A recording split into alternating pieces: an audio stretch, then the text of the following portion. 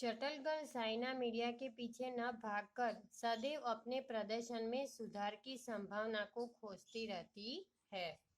उनमें भारतीयता की अमिट छाप दिखाई देती है।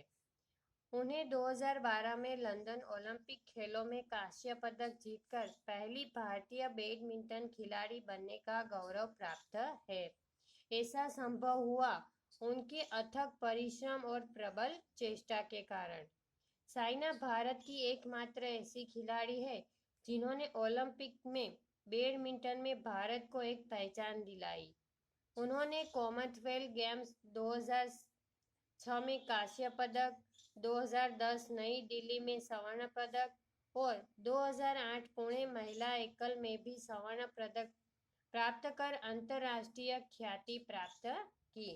कि शटल गर्ल साइना मीडिया के पीछे न भागकर सदैव कि अपने प्रदर्शन में सुधार की संभावना को खोजती रहती है कि चलो मीडिया के पीछे भागो, ये करो वो करो, पर वो हमेशा क्या करती थी, अपने को सुधार करती थी। हम क्या करते हैं, दूसरों में ये कमी है वो कमी है, नहीं, पर साइना नेहवाल की अपने सुधार की संभावना को खोजती रही कि मुझे आगे कैसे बढ़ना है, मेरी गलती कहाँ है, वो सब देखती थी। उनमें भारतीयता की अमिट अमिट छाप दिखाई देती है। अमिट यानी न मिटने वाला, कि उनमें भारतीयता की अमिट छाप दिखाई देती है कि उन्हें 2012 में लंदन ओलंपिक खेलों में कांस्य पदक के जीतकर पहली भारतीय बैडमिंटन खिलाड़ी बनने का गौरव प्राप्त हुआ। ऐसा कब संभव हुआ, तो कि उसके अथक परिश्रम, अथक यानी कि न थकने वाला, कि उसकी बहुत अथक परिश्रम और प्रबल चेष्टा के कारण ये संभव हुआ। साइना भारत की एकमात्र ऐसी खिलाड़ी है जिन्होंने ओलंपिक में बैडमिंटन में भारत को एक पहचान दिलाई। उन्होंने कॉमनवेल्थ गेम्स में 2006 में कांस्य पदक जीता, 2010 में नई दिल्ली में स्वर्ण पदक जीता और 2008 में पुणे महिला एकल में भी स्वर्ण पदक प्राप्त कर अंतर्राष्ट्रीय ख्याति प्राप्त की। उन्होंने लगातार 3 बार अंतर्राष्ट्रीय प्रतियोगिताओं में जीत हासिल की है। 2009 में इंडोनेशिया ओपन सुपर सीरीज तथा 2010 में सिंगापुर ओपन सुपर सीरीज में जीत हासिल कर सभी को अपनी तरफ आकर्षित किया है और उस समय विश्व रैंकिंग में नंबर 2 पर पहुंचकर भारतीय बैडमिंटन के इतिहास में अनूठी उपलब्धि प्राप्त की है। वर्तमान में वे 8वें नंबर पर है कि उसने लगातार के 3 बार अंतर्राष्ट्रीय प्रतियोगिता में जीत हासिल की और 2009 में इंडोनेशिया सुपर सीरीज तथा 2010 में सिंगापुर ओपन सुपर सीरीज में भी जीत हासिल की।